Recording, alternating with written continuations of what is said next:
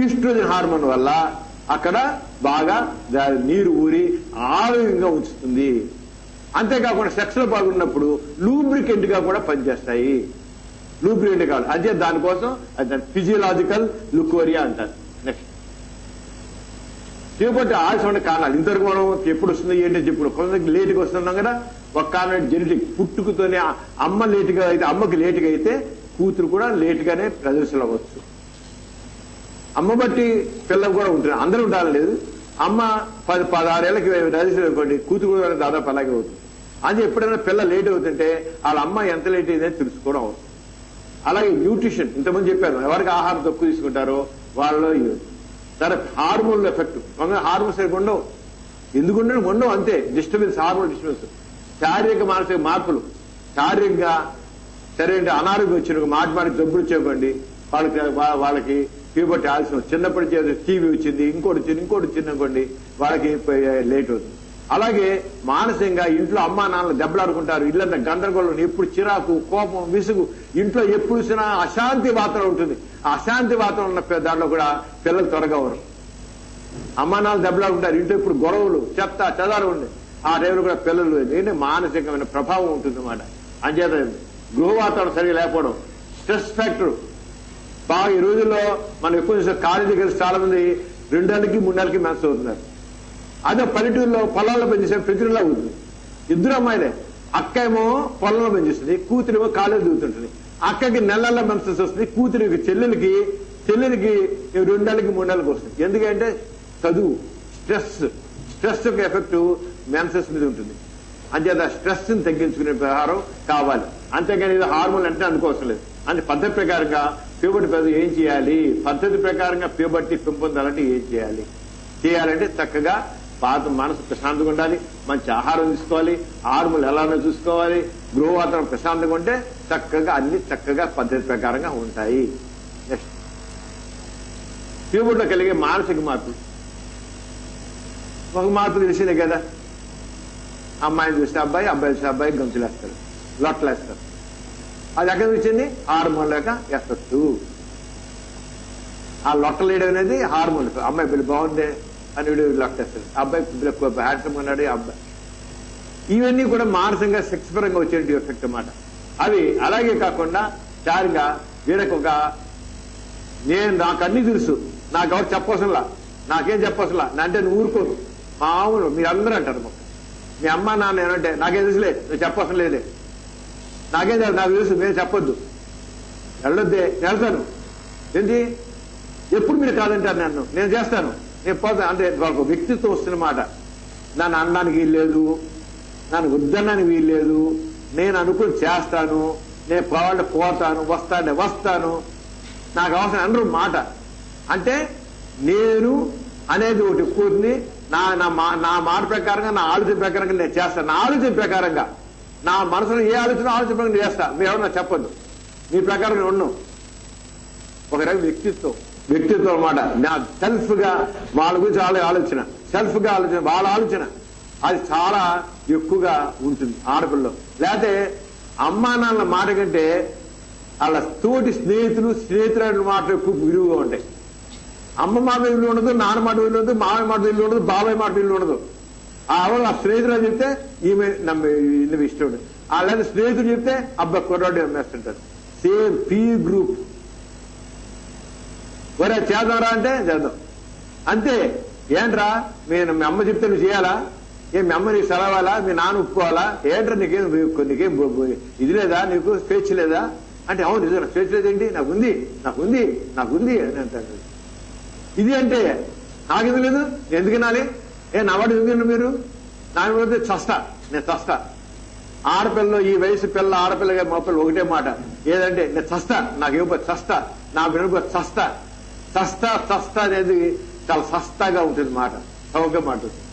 చస్తాను ఇది చాలా కమనం అవునా కదా, చస్తాను చాలా తేలిక వస్తుంది. నేను చస్తా పుట్టిన చావడం కోసం బెదిరింపు.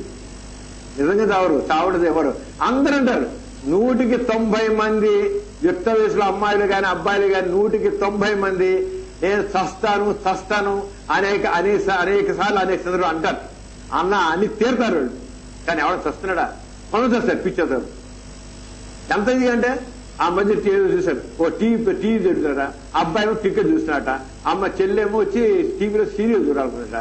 సీరియల్ చూడాలంటే నీ క్రికెట్ వద్దు, నేను సీరియల్ చూసుకోవాలి అని అంటున్నా. కాదు నేను క్రికెట్ చూడాలి, నేను సీరియల్ చూడాలి, క్రికెట్ చూడాలి, అదే చస్తానన్నట. వెళ్ళిపోయి గురిపోసేస్తుంది. అంటే తన మాట నగ్గలా. నా మాట నగ్గదా? ఆ కరీంనగర్ అక్కడ జరిగింది. పోయి వెంటనే ఇమీడియట్ గా ఈ యుక్త వయసులో ఉన్న ఆ అమ్మాయిల యొక్క ఆత్మహత్యలు కానీ అబ్బాయిల యొక్క ఆత్మహత్యలు అన్ని కూడా ఆవేశంతో కూడుతున్నవి. ఆవేశం ఎక్కువ ఉంటుంది, ఆలోచన తక్కువ ఉంటుంది. భావోద్వేగాలు అంటారు మన. ఈ భావోద్వేగాలు చాలా ఎక్కువ ఉంటాయి. ఈ రంగా పీపుల్లోకి మానసిక మార్పుల్లో భావోద్వేగాలు అంటారు. ఈ భావోద్వేగాల్ని అదుపులో పెట్టుకోవాల్సిన అవసరం ఎంత ఉంది. దానికి ముఖ్యం కావాల్సిన ఇంకోటి ప్రతిదీ అనుకుని చేశాను. ఇంకా ఏది మనసులోకి సదే. ఇవాళ సినిమా పోవాల్సిందే, ఇవాళ ఫ్రెండ్ ఇంటి పోవాల్సిందే. వద్దనికి ఉప్పుకోలేదు. సినిమా కాదు వెళ్తూ ఇప్పుడు కాలంటే ఇప్పుడు వెళ్ళాల్సిందే. నా మాట కాదంటారండి, వెళ్తా అంతే. మా ఫ్రెండ్ ఇంటికి వెళ్ళాలి, ఆ ఊరు వెళ్ళాలి. ఇవి చాలా ఎక్కువ అబ్బాయిలు అమ్మాయిలు ఎక్కువ. అవి ఆ భావోద్వేగాలు ఎక్కువ దెబ్బ చూసి తల్లిదండ్రులు జాగ్రత్తగా వ్యవహరించాలి. లేకపోతే ఆవేశంలో ఏం చేస్తారు తెలియదు. వచ్చే ఆవేశం కదా అది నెక్స్ట్. అంచేత ఇలా గంతులేస్తారు. ఇప్పుడు ఆకాశమే హద్దు, సరిహద్దు. వాళ్ళకి వాళ్ళ ఆలోచనలకి ఆకాశమే సరిహద్దు. అది ఎగిరి గంతులు వేస్తుంటారు ఎంత వేస్తుంటారు. అవి గంతులు వేసుకోవడం దాన్ని కొద్దిగా భావోద్వేగాల్ని భావావేశాలని కంట్రోల్ పెట్టుకున్నట్లయితే తక్కువ ఉంటారు. అంతే చేపట్టులు వచ్చే శారీరక మార్పులు మానసిక మార్పులు వాటిని తెలుసుకోవాలి. తిండి సరిగ్గా తినాలి, బుద్ధిగా ఉండాలి, మంచిగా నేర్చుకోవాలి. ప్రతి వాళ్ళకి మన స్కూల్ ఎడ్యుకేషన్ లో ప్రతి వాళ్ళకి యుక్త వయసు సంబంధించిన చెబుతూ రెండో పక్క moral education very important. Moral education చాలా అవసరం. మన నైతిక ప్రవర్తన, మన ప్రవర్తన ఎలా ఉండాలి, మన మంచిగా ఎలా ఉండాలి, సహనం, సహకారం, సద్భావం, ఇవి మనకు కావాలి. ఇది స్కూల్లో పాఠాలు చెబుతున్నారు కానీ మార్కులు ర్యాంకులు పాఠాలు చెబుతుంది కానీ నువ్వు ఎలాగ చక్కగా బతుకుతావు, చక్కగా మంచి మనిషికి ఎలా అనిపిస్తావు అనేది మనకి ఎడ్యుకేషన్ లేదు. ఇది వరకు ఉండేది, ఇవి ఎక్కడ లేకుండా పోయింది. చైతన్య గారి నలంద గారి చూస్తే వీరికి మార్కులు కూర్చొని రుద్దరు రుబ్బడం. వాళ్ళు వచ్చే మార్కుల గురించి ఏమి వాళ్ళు పట్టించుకోలేదు. వాడి ఎదుగుదల, వాడి మానసిక ఎదుగుదల, వాడికి ఏ రకంగా సైకిల్, వాడు ఏ రకంగా మా వ్యక్తిత్వంగా ఒక మంచి వ్యక్తిగా ఎలా వ్యక్తిగా చెప్పట్లేదు. అది చాలా అవసరం. సరైన గైడెన్స్ కాదు, టీచర్స్ నుంచి పేరెంట్స్ నుంచి కాదు. ఈ జనరేషన్ పేరెంట్స్ అవుతారు. ఏడు మాసాలు ఇడకేవచ్చు. ఇలా ఉన్న వాళ్ళే ఏ రకమైన వాల్యూస్ లేకుండా పెంచిన వాళ్ళే పేరెంట్స్ అవుతారు. ఇంకేముంటుంది? గుడ్ పేరెంటింగ్ అంటారు. గుడ్ పేరెంటింగ్ అంటే ఎవరైనా చక్కగా పిల్లల గురించి పట్టించుకుని వాళ్ళతో చక్కగా ఉంటూ వాళ్ళని అర్థం చేసుకుంటూ వాళ్ళకి సరైన గైడెన్స్ ఇస్తారో, ఎవరు సరైన మార్గదర్శనం ఇస్తారో వాళ్ళే సరైన పేరెంట్స్. ఆ పేరెంట్స్ ఎవరు ఎలా చేస్తారో ఆ పిల్లలు చక్కగా వస్తారు. లేకపోతే తాడు దగ్గర గాలిపటం లాగా తిరుగుతూ ఎక్కడ జన్నని పడతారు. పైకి తిరుగుతాడు, అలాగే ఎవరు గంతులేస్తాడు, చాలా బాగుంటాయి. గాలిపటం ఎగురుతుంది, చక్కగా ఉంటుంది. తాడు తీపిన గాలిపటం కూడా పైన బాగా తిరుగుతుంది. దమ్మని చోట ఎక్కడ పడుతుంది? మురిగ్గొట్లో పడుతుంది పోయి. ఇది బతుకులు కూడా అలాగే మురిగ్గొట్లో తయారవుతాయి. అలా అవ్వకుండా ఉండాలంటే ప్రతి వాళ్ళకి ప్యూబర్టీ ఏజ్ లో వాళ్ళు సరైన విధంగా డెవలప్ అవ్వాలి. అప్పుడే బతుకులు చాలా బాగుంటాయి. మీరందరూ శ్రద్ధమైన ధన్యవాదాలు చేస్తూ సెలవు.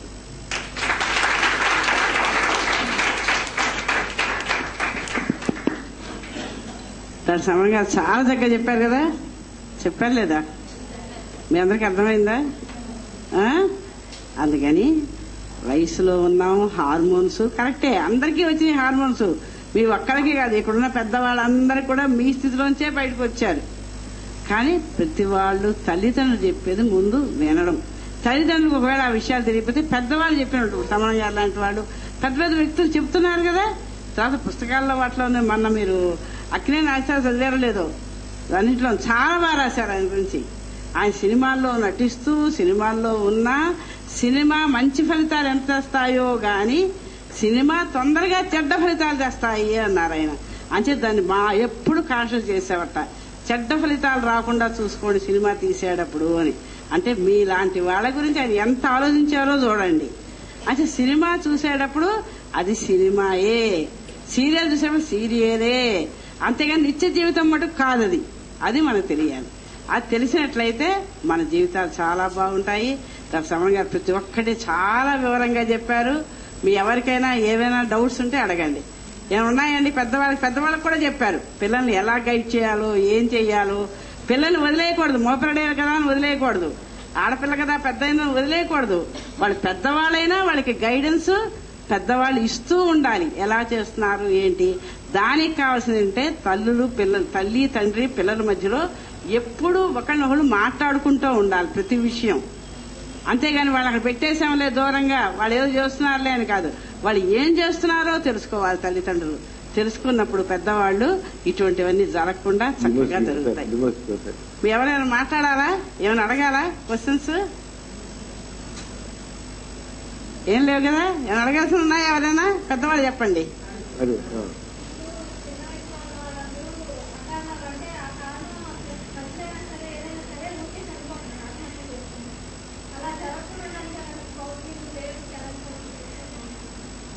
పేరెంట్స్ కి ఇవ్వాలంటా, పిల్లలకి ఇవ్వాలంటావా?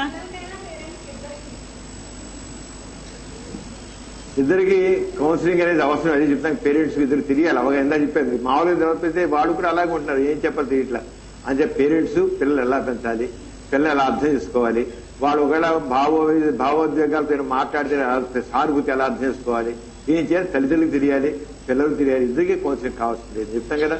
కౌన్సిలింగ్ అనే కాదు, ముందు అసలు శిక్షణ. కౌన్సిలింగ్ ఎప్పుడు సమస్య వచ్చావు, కౌన్సిలింగ్ కాదు మనకి అసలు. అడాల్ట్ హెల్త్ గురించి వచ్చి ఈ భావోద్వేగాలు ఉంటాయి, వీటిని అదుపు చేసుకోవాలి. ప్రతివాడికి ఉంటాయి, ఎందుకంటే కోపం, ప్రతివాడి కోపం సరిచేస్తారా? కొంతమంది అరుస్తారు, తగ్గదు గారు కోపం మంచిది కాదు. అలా ఉంటాయి. అంటే మనలో ఉన్నటువంటి ఉద్రేకాలని ఆవేశాలని వాటిని అదుపు చేసుకోవాలి, ప్రతివాడికి కావాలి ఉంటాయి. ఇందులో ప్రతివాడు కానీ నా కోపం వచ్చి నడుస్తా, నేను కొడతా, నా కొడతా అంటే కుదరదు. కంట్రోల్ చేసుకోవాలి అంతే. నేను కొడతానంటే కుదరదు. అంచేత ఆరంగా పేరెంట్స్ కి పిల్లలకు ఉండాలి. ఎప్పుడు సమస్య వచ్చినప్పుడు ఇద్దరికి కౌన్సిలింగ్ చేస్తారు. ఏదైనా చేసుకోలేదనుకోండి పెద్దవాళ్ళ దగ్గరికి వెళ్ళాలి.